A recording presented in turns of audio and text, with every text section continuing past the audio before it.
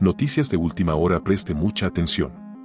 Las 5 revelaciones más polémicas que destapó la Fiscalía con el caso Metástasis. Con el caso Metástasis, la Fiscalía puso rostros a los nexos entre el narcotráfico y el sistema de justicia y penitenciario, la policía y la política. La Fiscalía General puso de cabeza a Ecuador con el caso Metástasis, una investigación que puso rostro a los nexos existentes entre el narcotráfico y el sistema de justicia, las cárceles, la policía y la política. Las cabezas más visibles de este escándalo son el presidente del Consejo de la Judicatura, Wilman Terán, y el general Pablo Ramírez, quien estuvo al frente de la Policía Antinarcóticos y el Servicio Nacional de Atención a Privados de Libertad, SNAI. Pero, entre los 38 investigados, de los cuales 16 tienen prisión preventiva, también figuran jueces, funcionarios judiciales, oficiales, policías y políticos. Los detalles de trama destapada por la Fiscalía a partir de los chats obtenidos de los celulares del narcotraficante Leandro Norero, quien fue asesinado en la cárcel de La Tacunga en octubre de 2022, son demoledores. Estas son 5 de las revelaciones más polémicas del caso Metástasis. Los jueces se compraban con dinero y mujeres. Las conversaciones de Norero con alias Estimado dan cuenta que este último era el vocero del narcotraficante para negociar con jueces la obtención de habeas corpus y sentencias o recursos favorables, así como para cambiar tipos penales a favor de Norero y sus allegados. Las conversaciones entre estos oscuros personajes dan cuenta de invitaciones que se cursaban a jueces para disfrutar con mujeres de buena presencia, la entrega de departamentos, regalos y pagos de hasta $150,000 americanos. A cambio, algunos jueces llegaban al extremo de redactar sentencias y enviar los borradores para la revisión del patrón y sus operadores. El capo y sus operadores se referían a la aceptación de sobornos como suicidios, pues estaban conscientes de que esas conductas algún momento quedarían al descubierto y significarían el fin de las carreras judiciales de quienes los aceptaran. Policías recibían regalos y pagos. Los policías corruptos jugaron un papel muy importante en este entramado de corrupción, según las revelaciones de la Fiscalía, basadas en las conversaciones del narcotraficante Leandro Norero con sus operadores. Según esos diálogos, los policías que lograban ser cooptados por esta estructura criminal recibían teléfonos celulares de alta gama, dinero y el pago de sus cuentas a cambio de acciones, como la realización de falsos operativos, contaminar investigaciones, alterar evidencias o falsificar informes. Los chats, mostrados por la Fiscalía, incluso revelan que un oficial afincado en Colta, Chimborazo, ayudaba directamente en el lavado de dinero a través de la compra y venta de autos a favor de Norero. Ese dinero, una vez blanqueado, se usaba para pagar sobornos a funcionarios judiciales. Norero confiesa 2 crímenes en un chat entre Leandro Norero y Daniel Salcedo, involucrado en una trama de corrupción hospitalaria descubierta durante la pandemia. El primero confiesa algunos crímenes. El narcotraficante, por ejemplo, confiesa que él mandó a matar al abogado Harrison Saucedo, quien tenía nexos con los choneros. Norero dijo que el abogado había insultado a su madre y se había aliado con Fito y Junior para matarlo. Norero también confesó en esa conversación que ordenó el asesinato del periodista mantense Gerardo Delgado, quien era precandidato a una concejalía por la Revolución Ciudadana.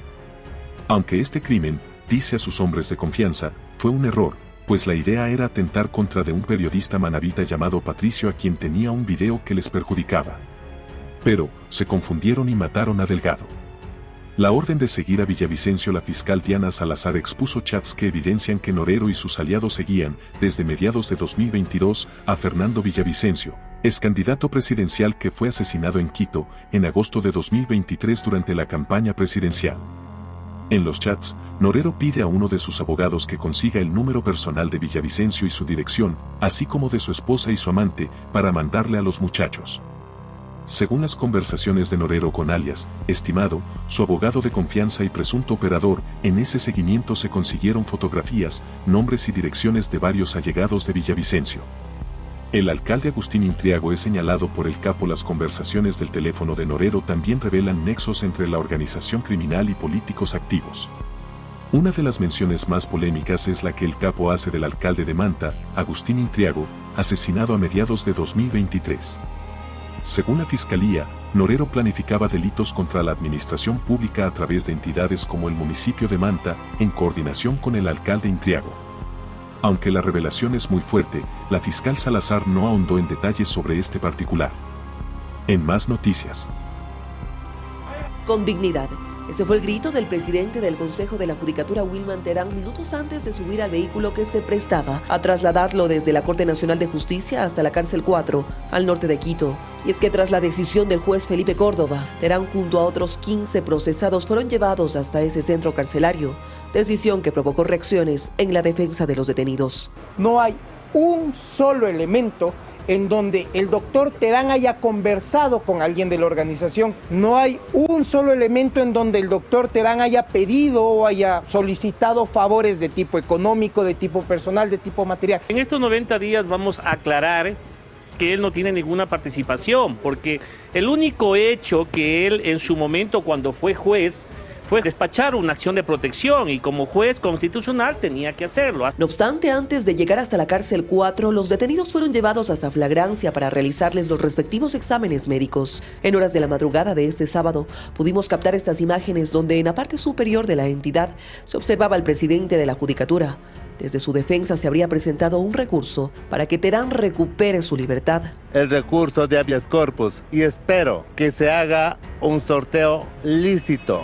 Además de Wilman Terán, la lista de los investigados que enfrentarán prisión preventiva incluye a Eli Bea, Alexander N., Alex P., Adolfo R., Mayra S., Santiago Z., José Luis S., Sofía G., Emerson C., María José A., Héctor P., Gabriel G., Cristian S., Lenín M. y César A. Mientras tanto, los demás procesados quedaron en libertad con medidas sustitutivas. Entre ellos está el general de la policía, Pablo Ramírez. Nosotros estamos satisfechos con la defensa que hemos planteado porque Fiscalía ha pedido prisión preventiva en contra del fiscal de Guayas. Sin embargo, nosotros en la audiencia hemos desvanecido y hemos demostrado que no existen indicios para poder determinar que él es cooperador de una organización criminal. Ya alrededor de las 4 de la madrugada de este sábado, los detenidos llegaron hasta la cárcel número 4. Pese a las pruebas presentadas por la Fiscalía, no se concedió algunos pedidos, como el de incautación de bienes de los involucrados o la prohibición de enajenar activos, al considerar que no estaban lo suficientemente identificados. Durante la madrugada, los 16 procesados en el caso Metástasis, incluido el presidente del Consejo de la Judicatura, Wilman Terán, fueron trasladados a la Cárcel 4 en el norte de Quito. Nos encontramos aquí en la Cárcel 4, ubicado en el condado al norte de la capital, y ya lo pueden observar a mis espaldas como la misma está pues resguardada por un fuerte contingente tanto militar como policial, y es que no es para menos. Alrededor de las 3:50, 4 de la madrugada fue cuando los procesados, precisamente en este caso Metástasis, fueron trasladados hasta aquí. Entre ellos, ya lo conocemos, el presidente de la Judicatura, Wilman Terán. Y es que esta decisión fue tomada por el juez Felipe Córdoba en una audiencia maratónica de casi 20 horas. Luego de que los procesados, a quienes se les dictó prisión preventiva, salieron de la Corte Nacional de Justicia, fueron trasladados hasta unidad de flagrancia. Ahí precisamente se les realizó los respectivos exámenes médicos y posterior, pues ellos fueron trasladados hasta aquí. Y es que según lo que se ha dicho, lo que ha dicho la Fiscalía, es que del caso Metástasis, de esta investigación, se desprende a raíz del narcotraficante, de la muerte del narcotraficante Leandro Norero, quien fue asesinado en el año 2022. De allí que la entidad investiga una presunta red de delincuencia organizada en la que estarían involucrados jueces, fiscales, servidores policiales y hasta guías penitenciarios. Para sustentar toda esta información, pues la Fiscalía cuenta con 14,000 fojas, es lo que ha dicho. En las últimas horas se ha conocido también que la defensa de Wilman Terán pues ha presentado un recurso de habeas corpus precisamente para ver si así se le concede libertad. Y estas operaciones parten de una investigación tras la muerte de Leandro Norero, quien se convirtió en el principal financista de 3 organizaciones criminales. Norero interpuso una acción de habeas corpus que fue conocida por Wilman Terán como juez de la Corte Nacional de Justicia. Esta foto fue tomada en septiembre de 2009 en las instalaciones del gobierno del Litoral en Guayaquil. Leandro Antonio Norero Tigua, con apenas 23 años, aparece junto a Ricardo Patiño y Rafael Correa. Entonces el régimen impulsaba un acuerdo de paz entre pandillas y Norero era uno de los líderes de los ñetas. En ese tiempo ya estaba en el radar de la justicia, pues un año antes fue detenido por porte ilegal de armas. Bastante lejos de esa paz, Norero operó en las sombras durante 13 años, en los que fue escalando en el mundo del AMPA, llegando a convertirse en el principal financista de los Lobos, Tiguerones y Chone Killers, bandas enemigas de los choneros. Con una apariencia diferente, Norero fue fotografiado el 19 de mayo de 2017 junto al ex vicepresidente Jorge Glass en la inauguración de la subestación eléctrica Chorrillo en Guayaquil. Para entonces, ya era buscado por la Interpol, pues Perú lo requería por tráfico de drogas. Por este delito, sus primeros registros en el país datan de 2018. En 2020 aprovechó la conmoción que generó la pandemia para fingir su muerte y con ello despistar a quienes lo seguían, pero no funcionó.